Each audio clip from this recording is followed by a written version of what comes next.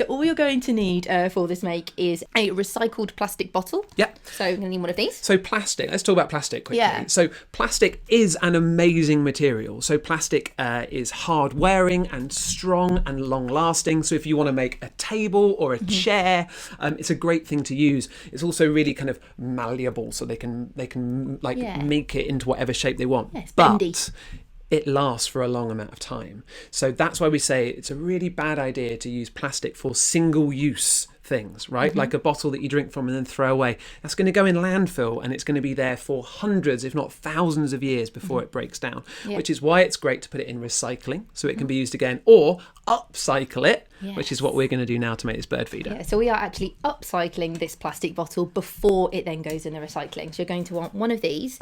You also want to get yourself a wooden spoon. Doesn't have to be a wooden spoon, could be a stick, or if you're using a small bottle, you could also use a milk bottle, by the way. You could just use a pencil. So, you know, Plastic milk bottle, that is. Yeah, yeah, definitely. You'll find the glass one will be particularly difficult for what we're going to do next. So you want a spoon, you're going to want some string or some garden twine. You need a lid for your bottle and also some bird seed. However, the first thing you need to do, Greg, I'm going to hand you this plastic I'm going to bottle. switch to this camera because I think this is going to be Hello, everyone. a close-up camera. This is just the one on my laptop. Can I just do the scissors announcement? Please do. Please, if you're using scissors, do it with a parent or an adult or a guardian close by because these things can cause injury. Okay, what do I need to do? Okay, so first up, you want to make 2 small holes as close to the bottom of the plastic bottle as possible. So I've made those ones already, and you want them to be opposite each other.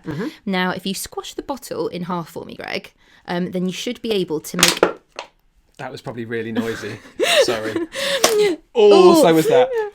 Oh, Yes. There you go. Now you want to use your scissors and cut another small hole a couple of centimetres above one of the 2 that you've already made.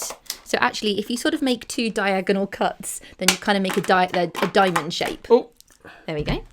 I have a hole. Now, Yep. Greg, I would like you to put the wooden spoon through the 2 small holes with the spoon side of it by the side which has the 2 holes on. Perfect. So the spoon is at the side, so it's below this hole. Yep, got it. Great. In Cool. fact, let's go back to our wide camera now. So what we've actually got is the beginnings of our bird feeder. So the idea is that a little bird could come along, sit here on the spoon, and can then peck into this love hole. that. It's to also get to the bird beak-shaped. feed. It is beak-shaped. All right. And while you're putting the food in, I did actually get a couple of questions. Somebody asked, what's the best food to use for birds? Okay, so just like us, birds need a variety of food. So right now I am using bird seed. This is wild bird seed. And you can pick this up from garden centres, supermarkets. Bear with me. Whoa, that's a There lot. you go. It is a lot, but we should... I suppose the be more able you put to- in there, the less often you have to fill it up. Yeah, exactly. Okay. So they want to have a variety of food, because if we only ate the same thing all the time, we wouldn't be very healthy, would we? No. Sadly, we couldn't live on a diet of just bread. But then some animals, they might like things like mealworms, little grubs, so you could always get some dried mealworms. They're sort of like little maggoty type things. And then some birds really love peanuts. You can see that our peanut bird feeder is really, really popular.